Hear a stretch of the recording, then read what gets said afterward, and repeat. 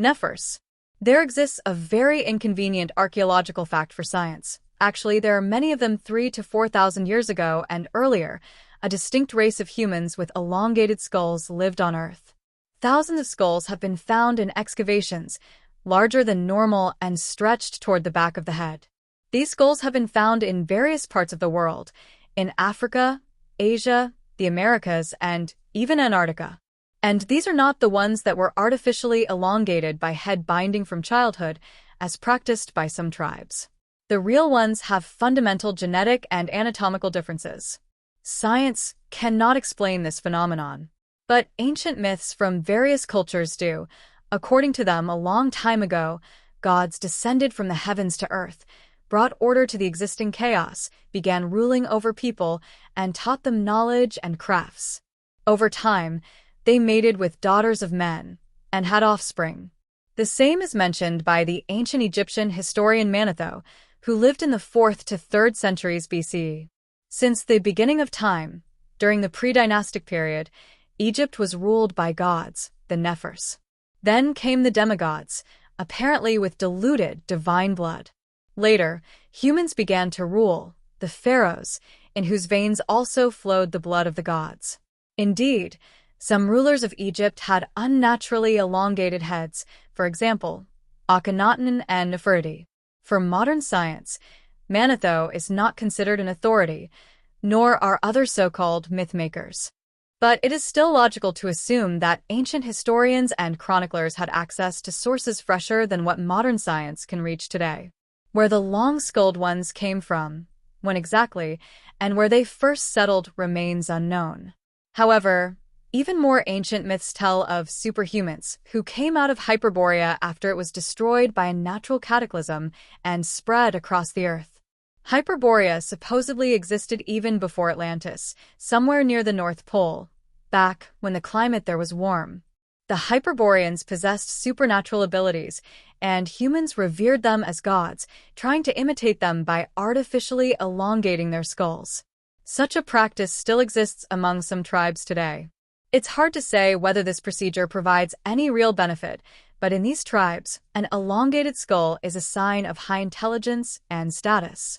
People there believe that the longer the skull, the smarter the person, and the closer they are to the spiritual world.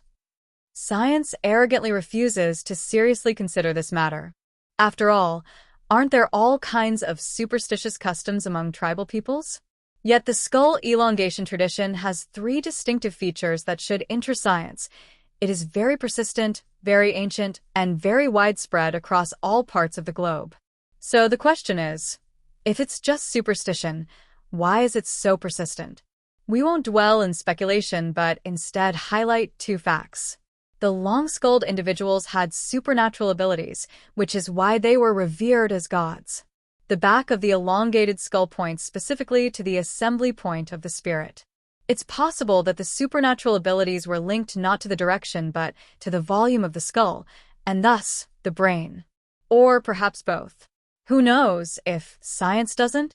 We are not going to physically elongate our skulls. But there's another way, to initiate a phantom elongation of the skull. It's well known that if a hand or leg is amputated, one can still feel it as a phantom limb, since the brain retains the image. In other words, the part is no longer there physically, but it's still felt.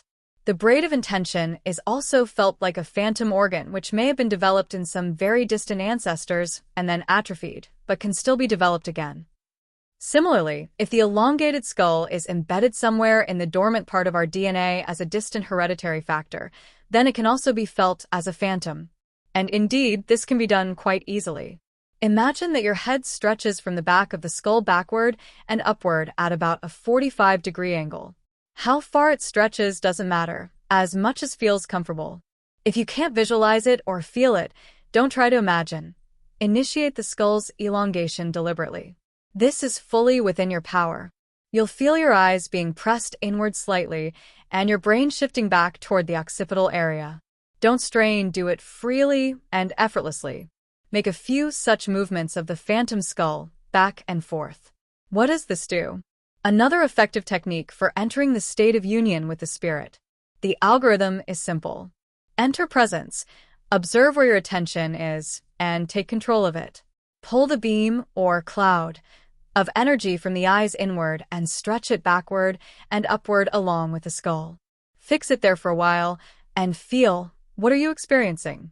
Return the phantom skull to normal, release your tension.